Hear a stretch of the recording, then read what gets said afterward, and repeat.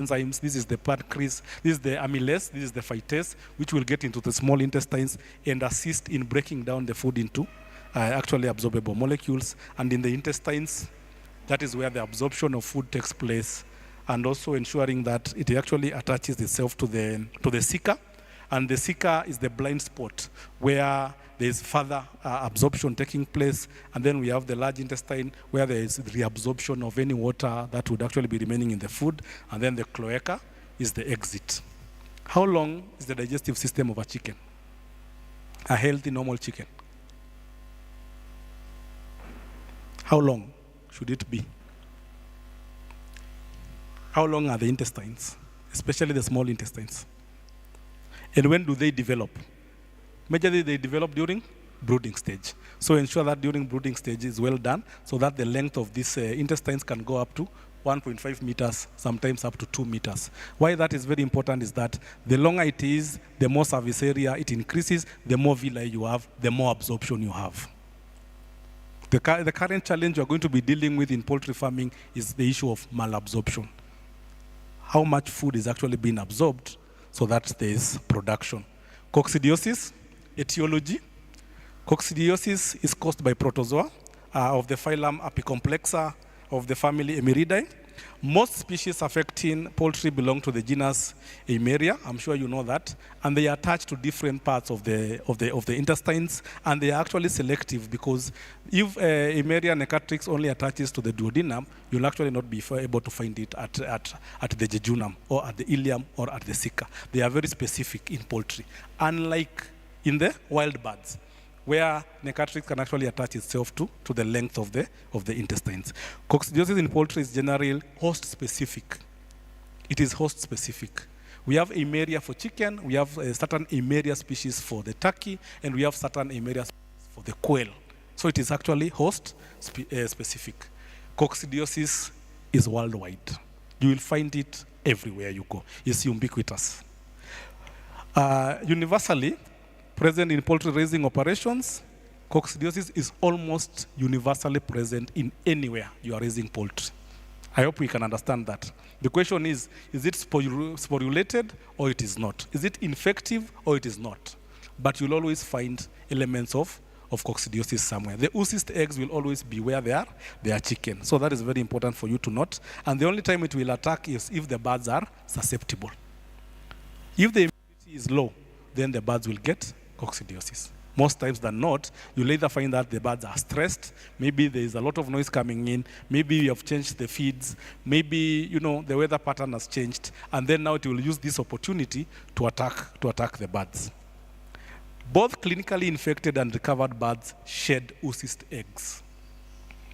Both clinically sick and even recovered birds will continue shedding the oocyst eggs. That is for us, it's very important for us to note. And that is why we say coccidiosis is everywhere throughout the production period. And this will always contaminate the feed, the dust, the water, the litter, and the soil.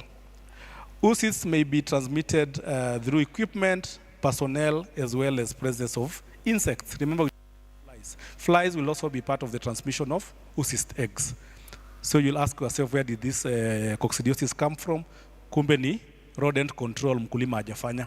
So if rats are running from the other side to the other side and they are oocyst eggs, they'll actually be able to cause this. And that's why we say farming is actually a wholesome thing that you must help the farmer through and through to control the flies, to control the rodents, and also to manage proper husbandry ways. Vets, paravets, animal health experts, we are the vectors of most diseases in poultry production units. Si tunajua hivyo? Ama hatujui? Yeah? If we go for a farm call, we go to this farmer, let's assume he's a farmer, ako huko Gatundu. For some reason, after we finish treating there, and we know we have another farmer nearby who has chicken, we always tend to tell them, can we pass by and see how your birds are doing? And most of the time we service vectors because we carry this disease from one farm to the next. There's a place we used to work and we were told, anytime you visit a poultry farm, even one, and you find any disease, go home. Guess how many farms we saw? Si kila asubuhi tuliamka kwenda kutafuta shamba ya poultry. so that you don't go back to work. Because if I visit a farm and there's coccidiosis, what are the chances that I will change my whole attire, I will change my shoes, I will change everything before I go to the next farm? Very low, right? So there are chances that I will actually carry the oocyst eggs, I will carry the virus, I will carry the fungus from this farm to the next farm. So we were being told, whenever you visit a farm and there's any incidence, there's any problem in that farm, kindly don't visit more farms. You just go home, wash your attire, change. We can try this another day. And it's because of this fact that we can actually spread it through equipment, through our cars, through personnel. Oocyst eggs are resistant to most disinfectants, but they can actually be killed by freezing and very high temperatures. Why am I saying this? It's because when the houses are too enclosed, then the rays of the sun are not able to actually reach into the house. And yet we can see high temperatures or the ultraviolet rays of the sun can help to kill the oocyst eggs, something that even some of the disinfectants that we have are not actually able to do.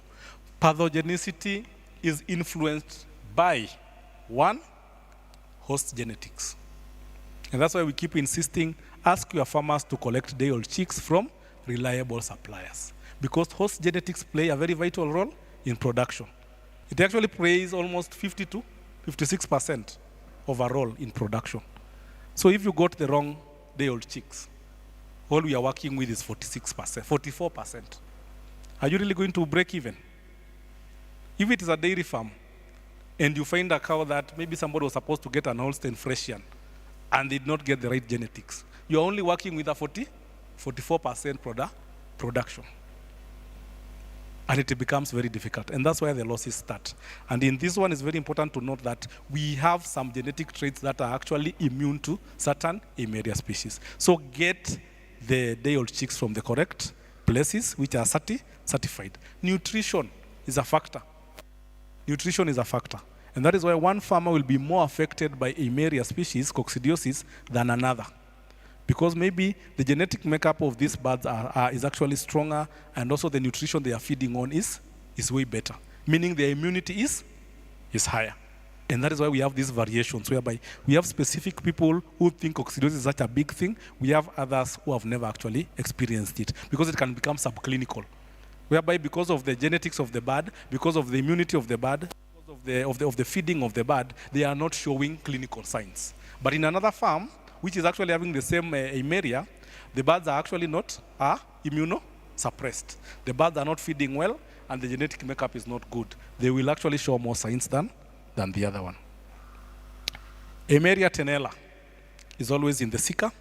Eimeria necatrix, jejunum. Eimeria asavulina in the duodenum. Eimeria brunetti will be found in the ileum and also the colon. That's why I said they are intestinal site specific. If you just do a postmortem by opening small intestines and seeing where you're going to find the pathological lesions, you already know. Am I dealing with Eimeria necatrix? Am I dealing with Eimeria tenella? Am I dealing with asavulina? Am I dealing with brunetti? So it's very important to know their predilection sites and to know where which Eimeria is attached to which segment of the intestines. And you can see tenella and necatrix are very dangerous. And that is where you can see from the pictorials, when you look at tenella here, is on the sika at the end, the last bit there. And then when you look at tenella is in the middle, the duodenum loop. And that's why when you open it, you'll find a lot of hemorrhages, a lot of necrosis, a lot of thickening of the internal side of the intestines. Most of the times we are just dealing with the Eimeria. My question is, once it is oozing blood, once there are those ulcerations, is there absorption of food? Is there absorption of food? There's no absorption of food. So the biggest challenge actually we are dealing with is malabsorption. Because once this Eimeria burst up and open up, once you see that blood in the feces, it means there's ulceration within the small intestines. And anywhere there's ulceration, there is no villi. Anywhere there's no villi, there is no absorption. So we cannot even talk about production. So it's a very big challenge that we must address, and all the Eimeria are specific to a certain area in the small intestines. The next thing we need to talk about is the pathogenesis or the life cycle. This life cycle was very difficult when we were in school. Wangapi walipata ikiwa rahisi? How many had an easy time with the protozoa life cycle? Not just the coccidiosis. You see, protozoa is also what causes ECF, the Ilaria parva. Nani nakumbuka hiyo life cycle? Was it easy? It was very complicated, sindio? It was quite complicated. But I've come to realize it was easy. It's only that the teachers or the lecturers were not telling us where the trick was. So, this is coccidiosis and how it spreads. One, let us note that oocyst eggs, which have not sporulated, are not infective, as much as they could be everywhere. So you can have oocyst eggs, but they are not what? Infective. They must sporulate for them to become infective. That's the first bit that we have to understand. So you could have oocyst eggs. When you do a microscope check, you can see oocyst eggs, but if they have not sporulated, then they are not infective. What causes the sporulation? What causes the sporulation? That is what we need to tackle. 1, moisture. 2, temperature, 21 to 32 degrees.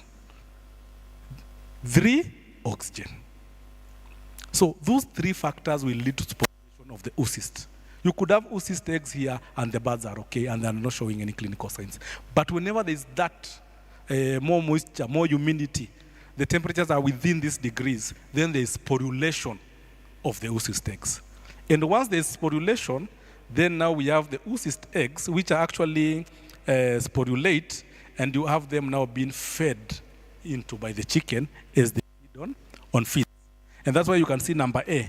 There is first the feces, then first there's sporulation of the oocyst eggs, and then we have what? The sporocysts is what is digested through the beak of the chicken. The sporocysts will go and rest in here. They will actually go and rest in the gizzard. And in the gizzard, there's the acidic reaction of feeds to enable digestion.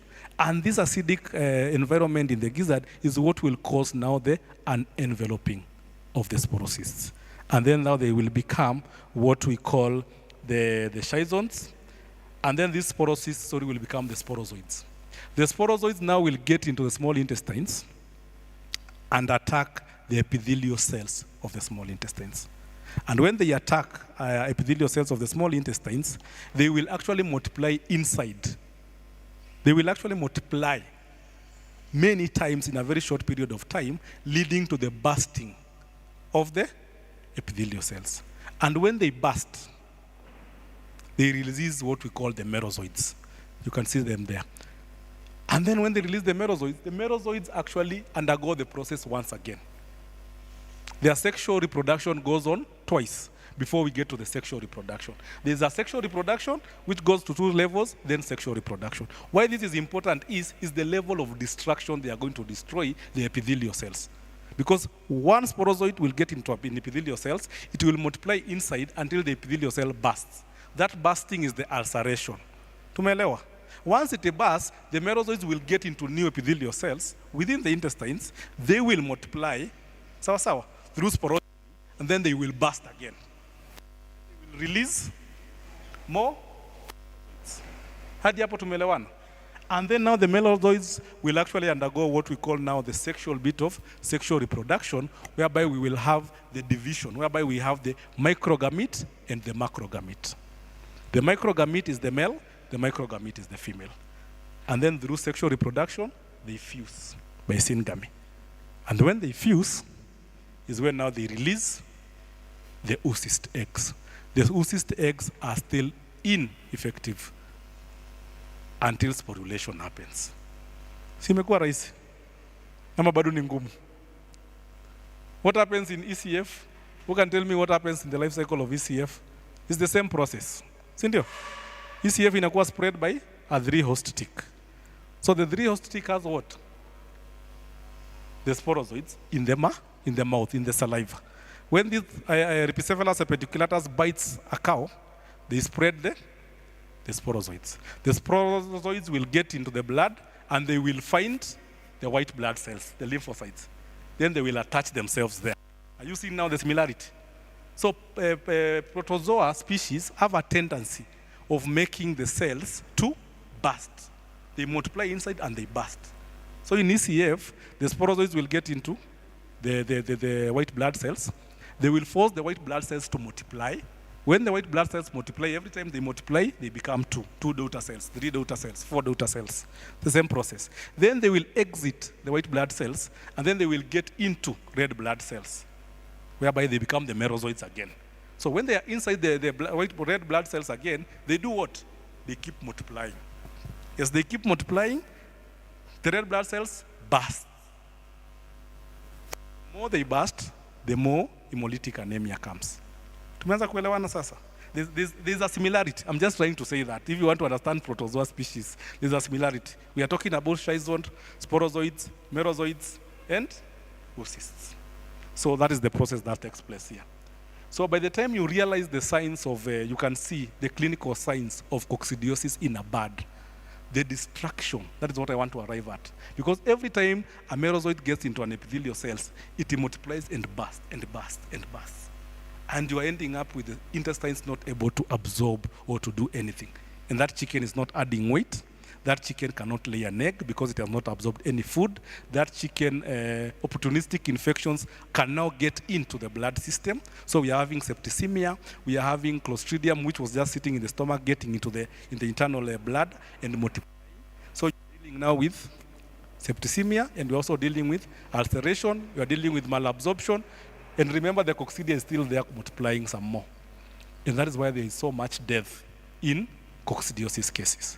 That is what we must understand in this. And you always remember there's a sexual reproduction and sexual reproduction. Unlike in the chicken, where the protozoa actually multiplies within the chicken, in ECF, the protozoa will only have their sexual reproduction within the cow. The sexual reproduction is actually done where? Inside the tick. Tumeelewana? Siku ingine. Clinical signs of coccidiosis. The first clinical sign you will see, diarrhea. Often bloody diarrhea. A lot of mucus, sometimes orange, sometimes white.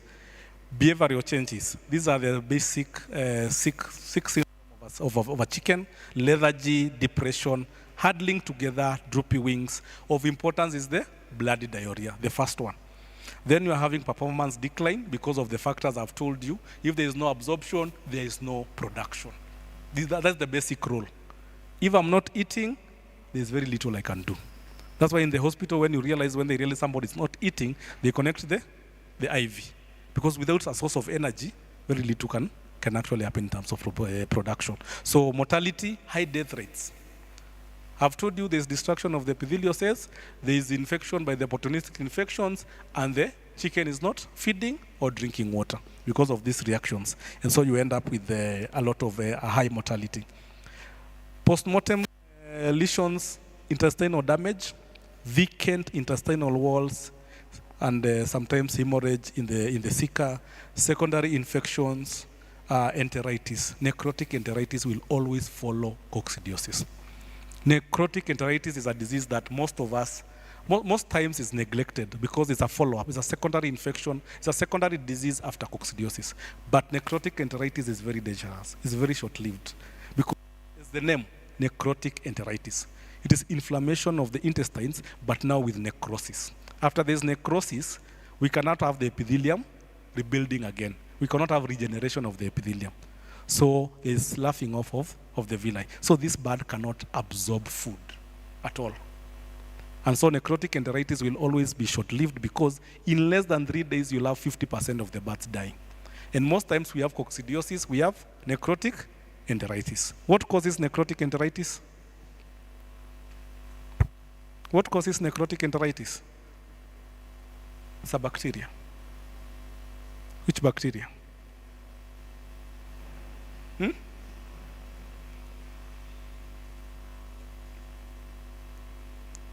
Clostridium, yes?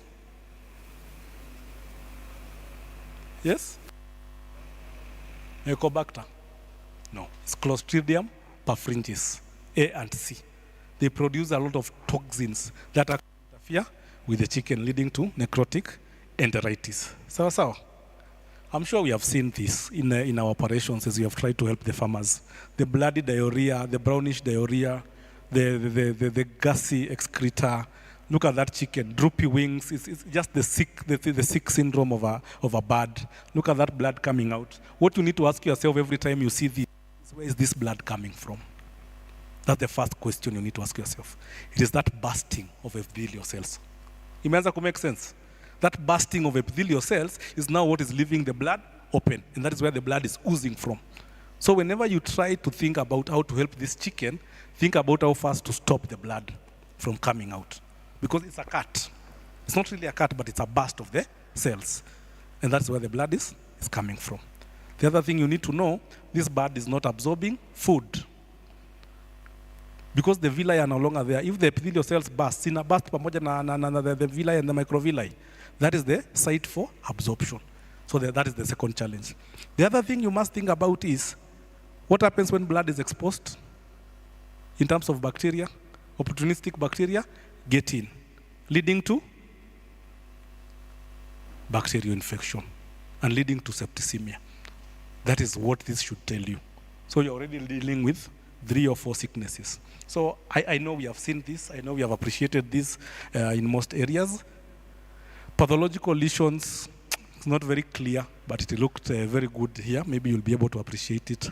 If you do a post-mortem, you can see a savulina there. There's a lot of damage to the intestinal walls.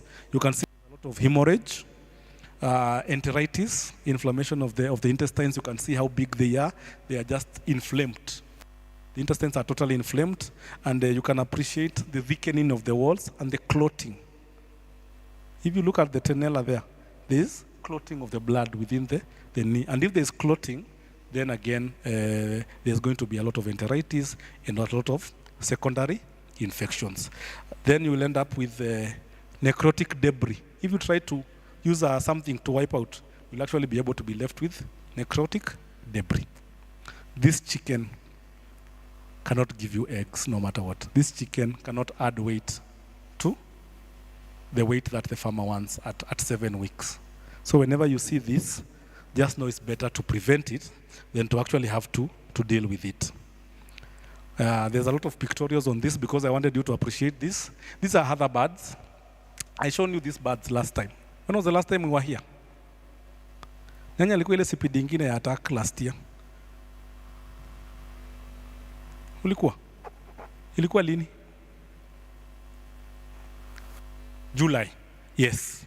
I showed you these birds. I've always had a very big challenge with farmers because somebody, I think during the World Egg Day, was saying that he was investigating a research. It's Pwani University.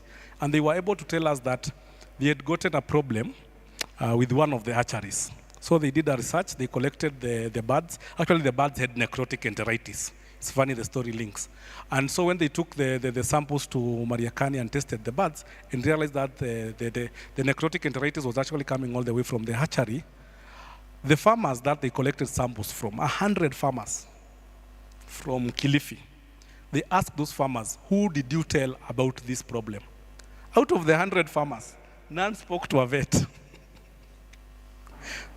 None spoke to a vet or an animal expert. What does that tell you? Farmers don't want to talk to us about their problems. Do you think that is something we need to sit down and discuss? Who are farmers talking to? Who are farmers talking to about their problems? On WhatsApp, on Facebook, who are farmers talking to?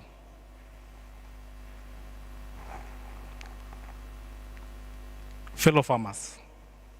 Kama hujarealize hivyo? Farmers talk to? Ni ukweli ama ni uongo nasema stories zangu? Why do you think they talk to fellow farmers and not vets? Not animal health experts? Because fellow farmers can relate. So my ask for every vet and every paravet, fanya ukulima kidogo. Fanya ukulima. So that when you talk to a farmer about chicken, you tell them I have chicken. So that when you tell to a farmer about insemination, you tell them I have inseminated by cow. So that when you tell a farmer about, about buying certain things, you can tell them I've used them. Farmers are not talking to professionals because they realize you cannot correlate. We are two, I'm one of them. We are too theoretical. We just want to tell you this is how it's done, this is how. But once you do it yourself, it becomes very easy for you to understand where the farmer is coming from. And then you can be able to help them. My point being, this lot, I started keeping these birds last year, January. There were 500 of them. And they are now 1 year, 2 months. And I want you to appreciate the feces there, the excreta, and compare it with this, with what we are getting here. You see the difference? Because this is the pathological one, but this is the healthy one. That is how it's supposed to look. Sinukweli. But the other one is bloody and all that. And my point of this was to tell you that it's able to actually keep birds and not use treatments. These birds have never tested an antibiotic. These birds have never tested an anticoccidial. For the last 1 year, 2 months. That is 14 months. That is the litter of these birds. That's the litter I'm holding there. This litter is still very good. We are always dealing with litter management. Litter management is an aspect of gut health. It's not an aspect of the litter. It is about what is coming into the litter. So if you sort the gut health problems, this litter is 14 months. I've never changed that litter. Never. How many times do our farmers change litter? If today I had a running stomach, is the problem the toilet or is the problem what I ate? Are we getting ourselves right? So litter management is an aspect of gut health. That litter is 14 months. Most farmers cannot really comprehend that because they are having challenges with gut health of the birds and they have to keep changing. So this photo is just to show you that it is possible to do that with birds and not be able to have any coccidiosis challenges. I even took a sample to vet labs just to verify and it came out negative. No oocyst eggs, no nothing. These birds have never tested an antibiotic, they have never tested coccidio. Purely supplementation. And a lot of routine management. Production, excellent.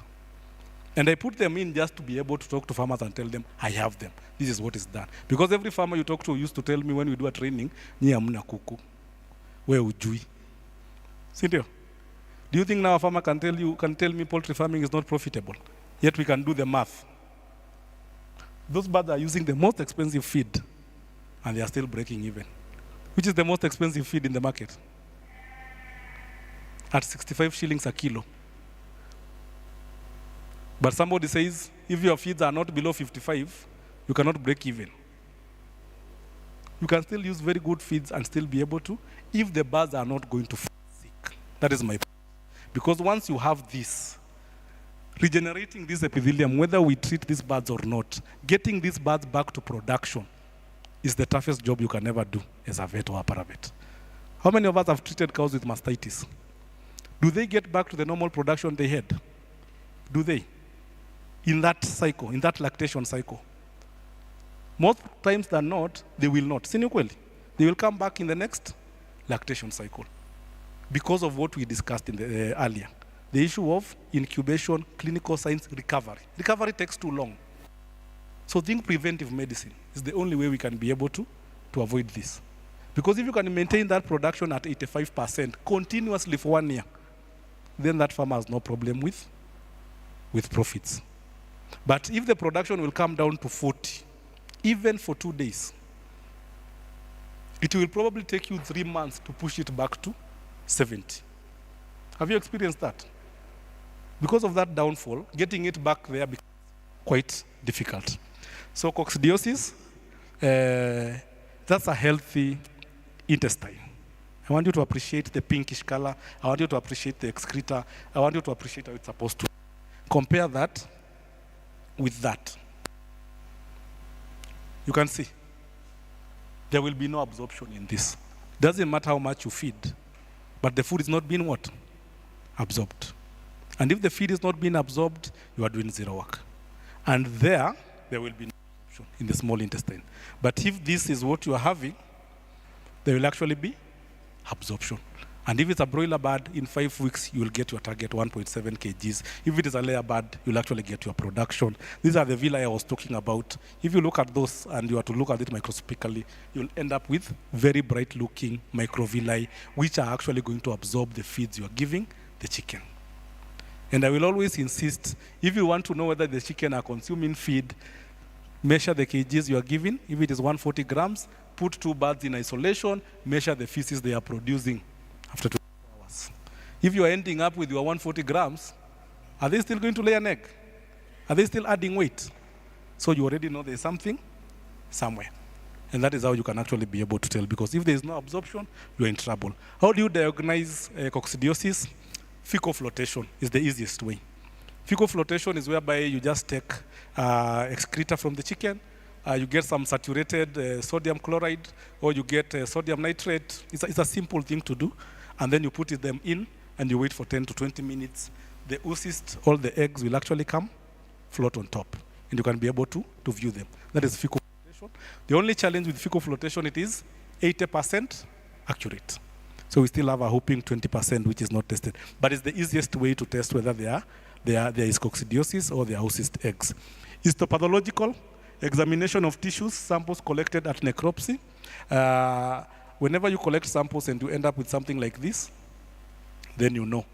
From the pathological lesions, you are probably dealing with Eimeria species, and you are dealing with coccidiosis. Then the other way is coccidio infection are readily confirmed by demonstration of oocyst in the feces or intestine scrapings. This one we have discussed. Severity of the lesions as the knowledge of the flock appearance, morbidity, daily mortality, you know, how the deaths are occurring. You can use clinical signs to actually diagnose, but it is more tentative and it's not actually confirmatory. A diagnosis of clinical coccidiosis is warranted if oocysts, merozoids, and schizoids are seen in a microscope. So if you see either of those, the oocysts, the merozoids, the schizoids, at least today I know you have understood the protozoa. Those are the stages. The sporozoids, the schizoids, the merozoids, and if it is in ECF, you end up with pyroplasms. But if it is in chicken, you end up with more oocyst eggs. And that is how it ends. How do we manage coccidiosis? Which are the best ways we can manage? Now that we have agreed coccidiosis is quite dangerous, coccidiosis reduces production, coccidiosis is reducing profitability. Use of anticoccidial compounds. I think we know a lot of this. Some are put in feeds and some in water. The other way to manage coccidiosis is through vaccination. I don't know, in Kenya we still don't have anybody who has offered that vaccine. It's available in other countries. They talk about it. I have not seen anybody bring this vaccine here in Kenya unless I'm the one who is not updated. I think it's something that is going to come anytime now, based on the pharmaceutical world. But vaccination has actually been done to prevent coccidiosis. Then the other way you can actually do this is a combination of both, the vaccination and the use of anticoccidial. Vaccination, commercial vaccines consist of live sporulated oocysts. It's actually the oocysts that you are actually injecting into the bird. It's only that they are actually attenuated. Zimepunguzwa makali. Because once you introduce them, then there will be a reaction. So that is actually that's what a vaccine does. A vaccine means what? You introduce an antigen for the body to produce an antibody, which can protect you from that. And so vaccination is actually available in very many countries. But here in Africa, I think in Kenya, we still don't have it. And I'm hoping we'll appreciate it. The attenuated vaccines. We have different types of vaccines. We have live vaccines, like the ones we give for Newcastle. We have dead vaccines, like the one we give for 1 year for Newcastle. Then we have attenuated vaccines that have been altered small, like this vaccination for coccidiosis is actually attenuated. Which are the anticoccidials we have in the market? There are very many. I'm only working with the active ingredients. We have the amprolium, we have the clopidol, we have the folic acid. These are the sulfurs. I think we have more sulfurs in the market. The sulfaclozine, sulfaquinolones, trimethoprims, all those are folic acid agents. We also have what we call nicarbazine. These are majorly put in the feeds, especially for the broiler starter. They always write with a coccidiostat, sindio? Most of the time it's nicarbazine, narasan, some of those. So they put them in the feeds. Then what we call rubidin. Then we have what we call diclazuril. Diclazuril is very common. I think I've seen another company come up with it. It's also in the market. It has been in the market for a long time. But what is common is amprolium, sulfur, and also which one? Nicarbazine. Those three are the most common. that I've actually interacted with. And based on this number, this tells you, what does this tell you if we have so many anticoccidios? It tells you something is not okay. Sindio? Anytime we get a new product, it's because the old one is not doing a good job. Is there anybody who's going to bring something new if the old one is doing a good job? So at the back of our minds, we know we have such a big number because we are trying to deal with what? Resistance. We are trying to sort out the problem of resistance. That's why we keep including more and more and more. New molecules, new molecules. But when you look at it currently, now we are getting combinations.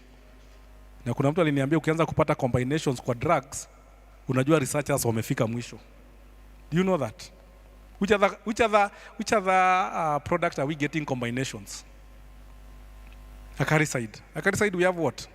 Organophosphates, synthetic pyrethroids, amitrazoes. Sindio?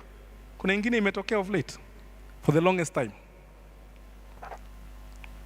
But now we are getting combinations. You have a combination of organophosphate and an SP. Kuna combination ingine imekuja ya SP na amitraz.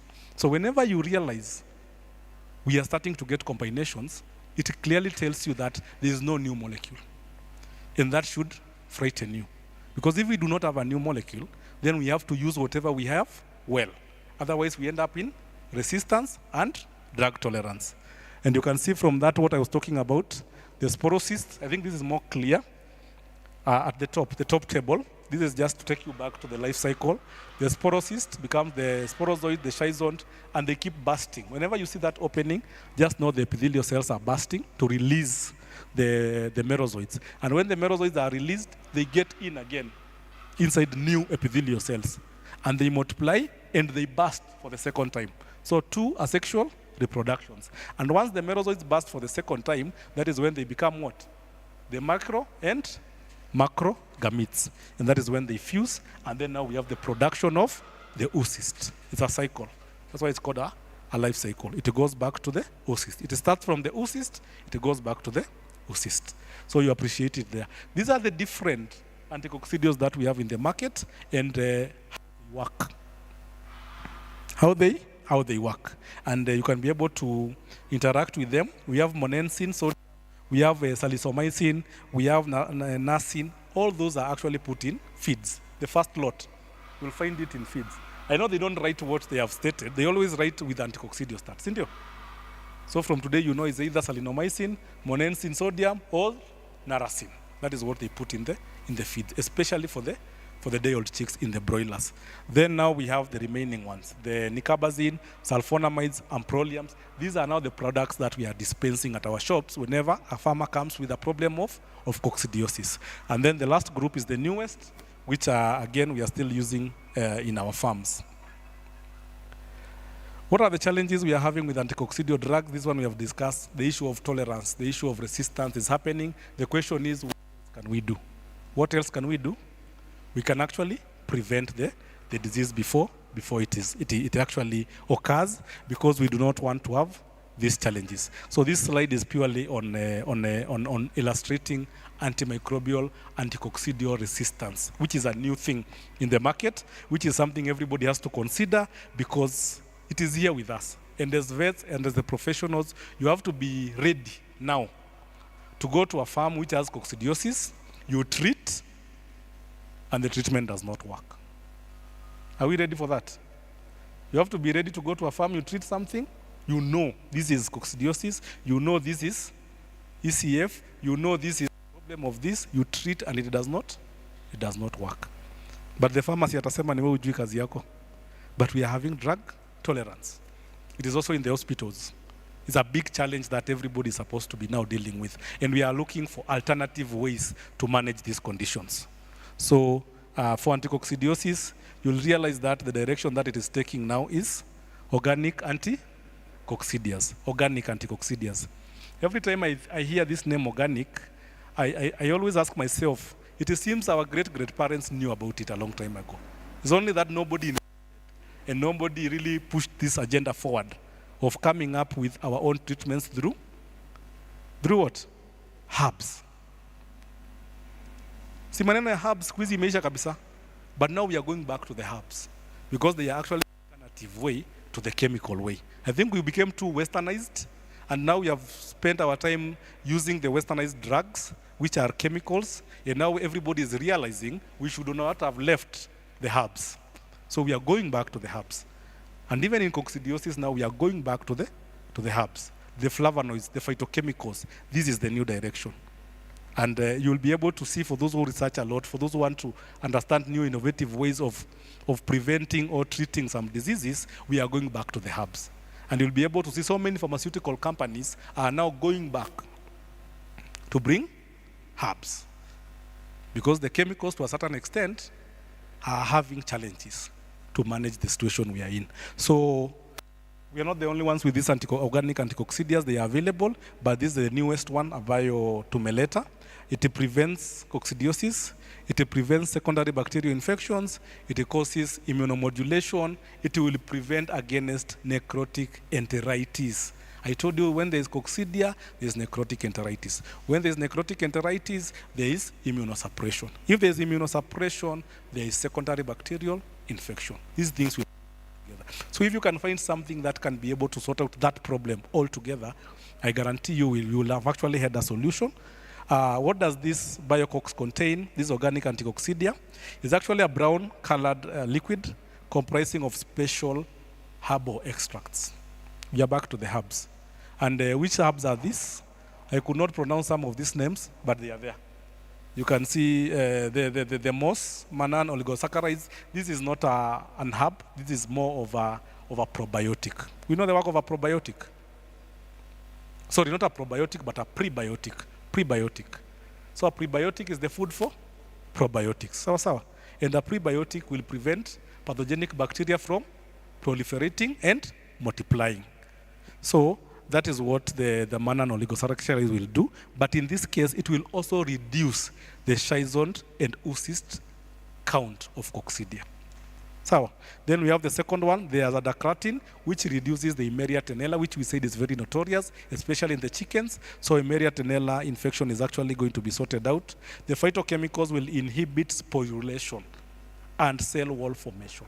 Inhibit sporulation. We talked about sporulation. Sporulation is when now the oocysts become infecting.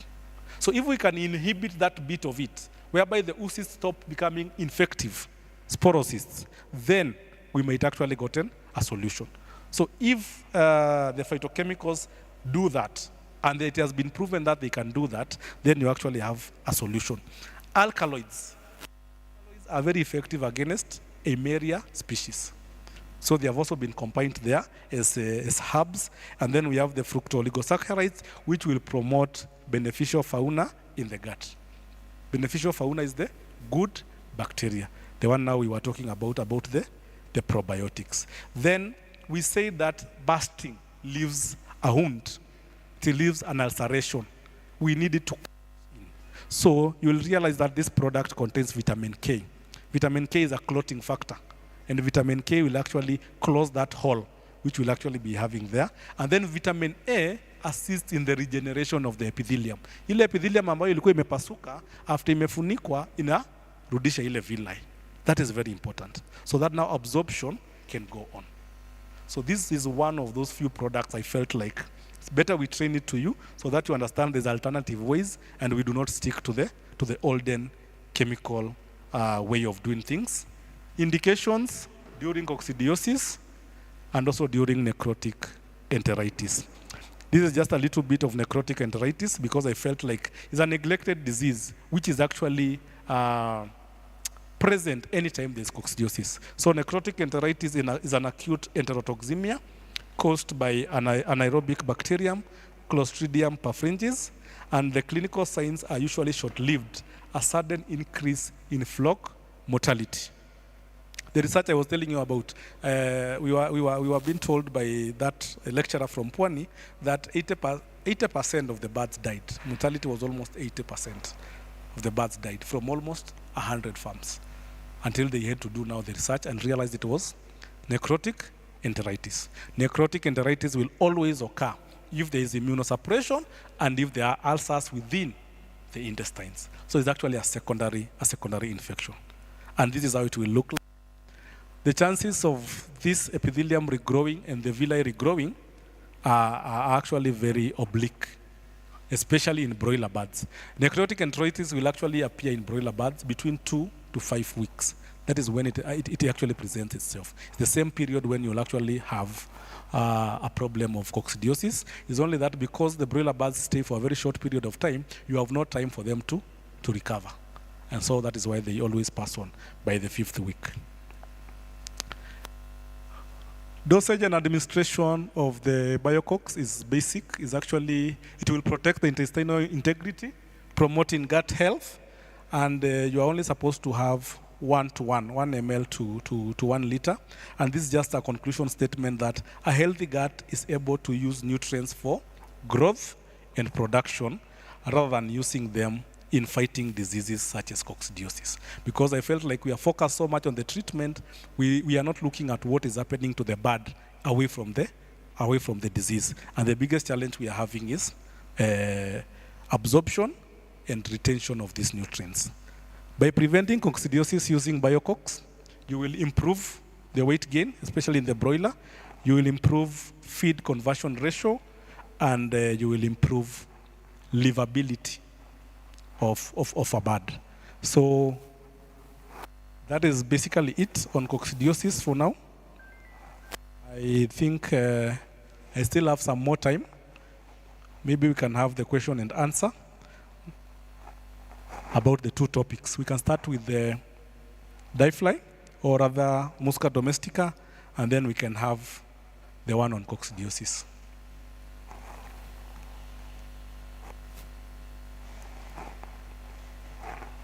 Are there questions? Or we have understood the two topics very well? I'm an awesome teacher. Tumeshika kabisa. Comments, yeah, at least.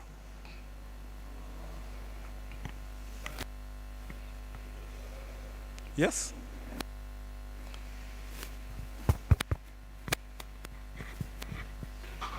Okay, thank you. Yeah, I was asking, the heat of sunlight, can it denature the oocyst? The oocyst eggs? Yes. Yes. Yes. Yes. They actually do a very good job on them. That's why we want the ventilation of the house to be very well ventilated, so that, especially if there is a lot of heat and sun, they can destroy the oocyst eggs. Because we are not able to do freezing.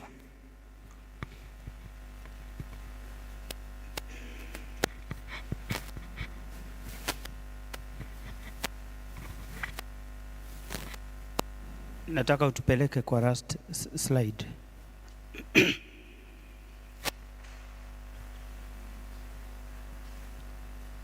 Nimeona mahali unasema prevent coccidiosis and protect intestinal integrity, promoting gut health. Now, langu ni, is that acting in the position of the vaccine or something or the sort? Ama ni nini? That is because we are trying to present the anticoccidia more on the preventive aspect based on what we have understood about the pathogenesis and also the life cycle of coccidiosis. Because as you can see from these ingredients, this is what tells you what the product can do. This is very important. And you can see it actually inhibits sporulation of the oocyst eggs. That's the main point from the phytochemicals, and also the main point from the alkaloids. And what that means is we are trying to position the product not so much into the treatment of coccidiosis, rather to the prevention of coccidiosis. So we are recommending that, especially in broiler birds, rather than waiting for the birds to come sick with the disease, around week 2, week 3, when they are prone to having coccidiosis, because these are herbs, these are not chemicals, then you give them to the birds. So we would like us to do it preventively. Hatutaki ipatwe na ugonjwa, tunataka tuizuie. Are we together why that statement is there? So yeah, thank you for that. So we are trying to say, instead of waiting for the disease to occur, we can prevent coccidiosis. What I do with those birds that are there, because I told you they are more for training reasons, those birds, I give them biocox once a week, once a month, 1 week a month, because it's not that expensive. It's something you can do. So every month, from 1st to 5th of every month, I will give Biocox to my birds preventively at half the dose.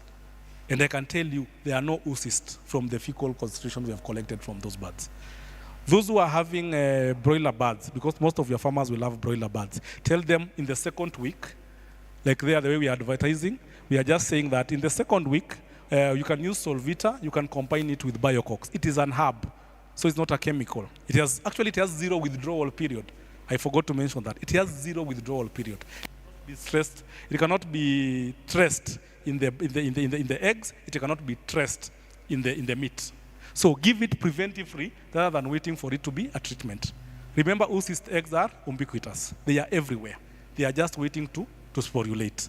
We have also agreed more farms that we have visited than not will always end up with a case of coccidiosis. So that's why we are saying in broiler, week 2, week 4, that is when we are having this challenge. In layers, ask your farmers just to have 1 week or 5 days every month, whereby they just give the Biocox. Based on the fact that it's not a chemical, it will not lower the production, neither will it be in the eggs. 0 withdrawal effect. Yes, Ninga? Is it advisable basically to say Biocox is a probiotic? No. Probiotics, we have probiotics, prebiotics. Sawa. Prebiotics are the food. They are the MOS and the FOS. Prebiotics are the food for the probiotics. Probiotics are the beneficial bacteria. Tumelewana? Lactobacillus, they are beneficial bacteria which help now to fight the pathogenic bacteria. So we still need to add the probiotics, especially when we are dealing with chicken. This does not replace probiotics. They are very important and very essential for your chicken because also they will ensure those opportunistic bacteria which are pathogenic, like this Clostridium, which just sits within the intestines. E. coli will just sit there waiting for any opportunity. And that is why you need to ensure that you also have the probiotics so that they can be able to attach to the receptor sites and ensure that the pathogenic bacteria are not able to attach and proliferate. So this one does not replace probiotics. Yes. We still have that probiotic. That is why you can see in the first level there, the Vigorex. The Vigorex contains probiotics, organic acids, and also some aspects of liver extract. And then now you can see week 2, we have the Solvita, which is a vitamin, plus now the Biocox. Then week 3, week 4, week 5. You do this, you end up with your 2+ kgs in your broiler bird by the end of the 5th week. For the layers, you can manage to sustain your production at a very high level if only you only do preventive.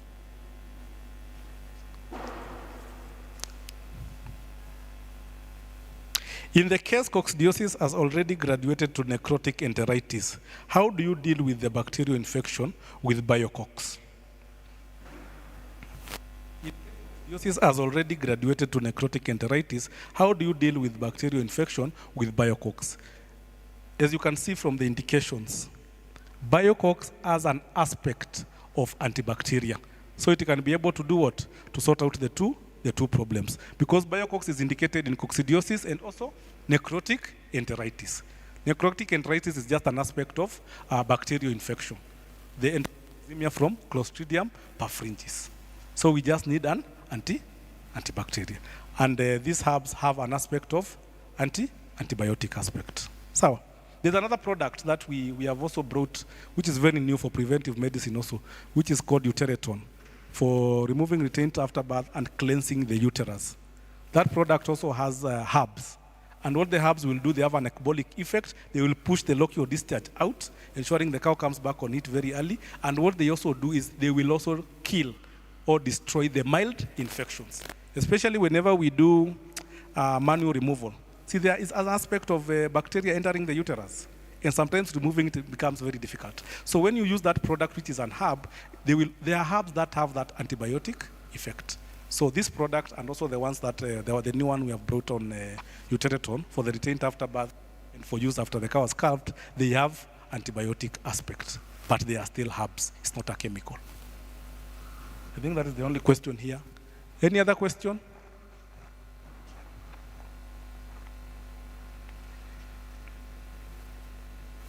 Okay, any question on the first presentation? The Musca domestica?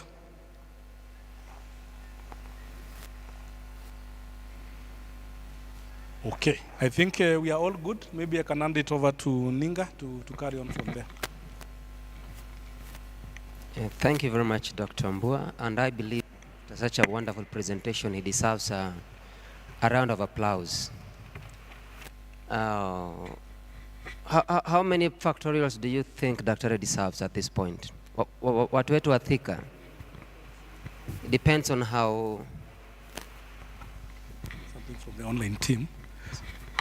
The online team is asking for my phone number. It's 0719 833 426 or 011 000 1155. 0719 833 426 or 011 000 1155. Thank you. I think we can still discuss more still around in case you're interested and much more. Asante. Asante. I think we have reached a point where we shall be breaking shortly for a cup of tea. So we're going to give Daktari 4 factorials, lakini kwa kutumia miguu. Just the way you're seated, we want to give him 4 factorials. We shall do 1, 2, 3, 4. Nataka kusikia sauti kitoka. Let's try it out. 4 factorials kutumia miguu.